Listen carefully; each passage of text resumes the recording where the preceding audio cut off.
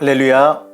은혜와 평강이 여러분들의 삶 가운데 함께 하시길 축복합니다. 오늘 함께 보실 하나님의 말씀은 베드로전서 3장 8절에서 9절 말씀입니다. 마지막으로 말하노니 너희가 다 마음을 같이하여 동정하며 형제를 사랑하며 불쌍히 여기며 겸손하며 악을 악으로 욕을 욕으로 갚지 말고 도리어 복을 빌라. 이를 위하여 너희가 부르심을 받았으니 이는 복을 이어받게 하려 하심이라. 오늘도 엔게지 말씀 묵상과 함께 하시는 성도님들을 축복합니다. 그리스도인은 여러분 무엇을 위해서 살아간다라고 생각하십니까?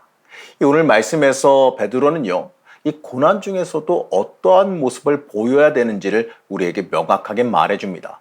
악을 악으로 갚지 말고 오히려 복을 빌라라는 말을 통해서 우리에게 명령합니다.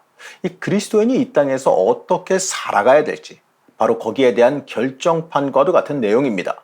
사실 이러한 내용은요, 베드로가 자신의 생각을 말한 것은 아니에요. 이 베드로는 예수님에게서 말씀하신 그 내용을 근거로 삼았습니다. 누가복음 6장 28절 말씀입니다. 너희를 저주하는 자를 위하여 축복하며 너희를 모욕하는 자를 위하여 기도하라.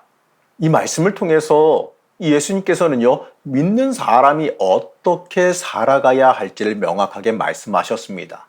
예수를 생명 삼고 살아간다면, 그 예수님의 그 대속의 은총으로 인해 그 죄사함을 받아 변화된 삶을 산다면 우리는 그 예수님의 말씀을 따라 살아가야지요.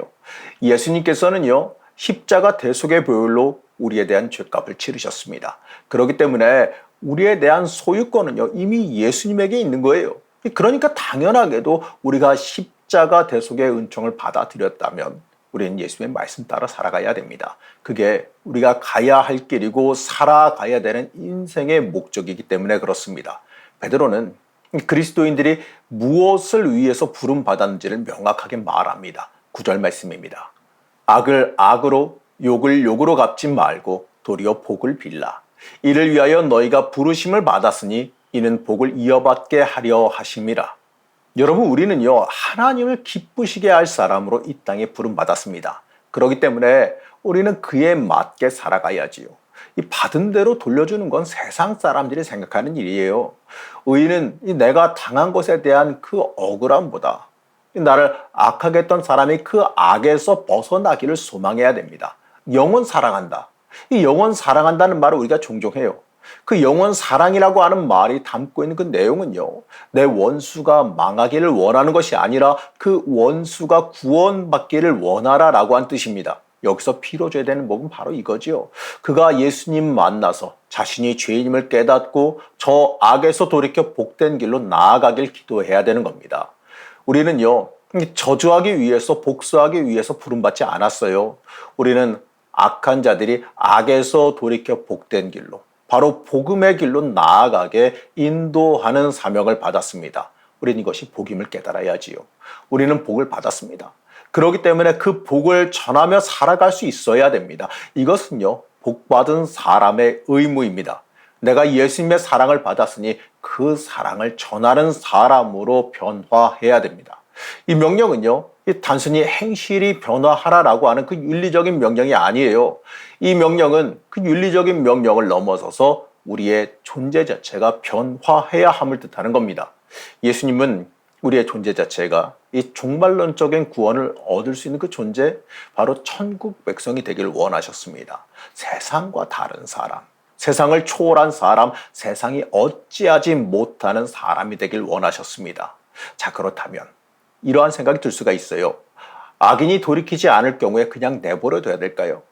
변화하기를 기도해줬고 바랬지만 여전히 악의 자리에 머물고 있습니다. 그리고 그가 행한 그 악행은 아무런 대가를 치르지 않아도 될까요? 이러한 질문이 나올 수 있지 않습니까?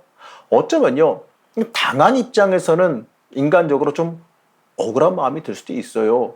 물론 이 억울한 마음을 품지 말라고 하시지만 그 인간적인 생각이 드는 건 어쩔 수 없지 않습니까? 12절 말씀을 보시겠습니다.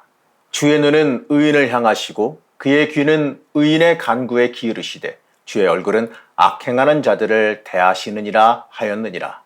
여러분, 하나님은 이미 다 아십니다. 하나님은 의인이 억울한 가운데서도 영원 사랑하는 마음으로 그를 위해 기도한다라는 거 다 아세요. 그리고 우리의 그 기도를 주목하십니다. 그리고 하나님의 자녀들을 보호하시며 지키십니다. 우리가 세상 살면서 하나님을 전적으로 의지해야 되는 이유가 바로 여기에 있는 겁니다. 그것뿐만 아니라 주의 얼굴은 악을 행하는 자들을 대하신다라고 말합니다. 의인을 향해서 의인을 향해서 보는 것은 지키고 보호하시기 위함이었죠. 하지만 악인에겐 달라요. 악인에 대해서는 진노와 심판을 보이시고 계십니다. 물론 당장에는 그 악인을 바로 벌하시지 않는 것처럼 보일지도 몰라요. 하지만 하나님은요, 끝까지 그가 돌이킬 기회를 주고 계시는 거예요. 하지만 그 기다리는 그 기한이 끝날 때 결국 하나님은 그 악인이 그에 대한 대가를 처절하게 치르게 하십니다. 우리가 복수하는 복수는 아무것도 아닐 정도로 하나님의 징계는 커다랍니다. 그렇기 때문에 우리가 굳이 복수를 품으며 이 죄 안으로 들어갈 이유가 없어요. 우리는 오히려 그들의 복을 빌면서 하나님의 더 큰 복을 받아 누릴 수 있어야지요. 악인은 하나님께서 잊지 않고 기억하십니다. 그리고 죄에 대한 대가는 반드시 치르게 될 겁니다. 우리는 그래서 그들의 죄악에 주목할 것이 아니라 내 죄악에 대해서, 내가 돌이켜 온전히 변화할 것에 대해서 주목해야 되는 겁니다. 사랑하는 성도 여러분, 이제서야 이 오늘 말씀을 시작할 때 한 질문에 답을 해보겠습니다. 우리가 무엇을 위해서 살아가야 하는지 거기에 대한 대답은요, 이렇습니다. 우리는 하나님의 사람으로서 하나님을 위해서 살아갑니다. 하나님께서 기뻐하시는 일을, 하나님께서 기뻐하시는 그 일을 행하기 위해서 살아가는 겁니다. 그것이 우리가 이 땅에서 깊게 집중해야 되는 부분입니다.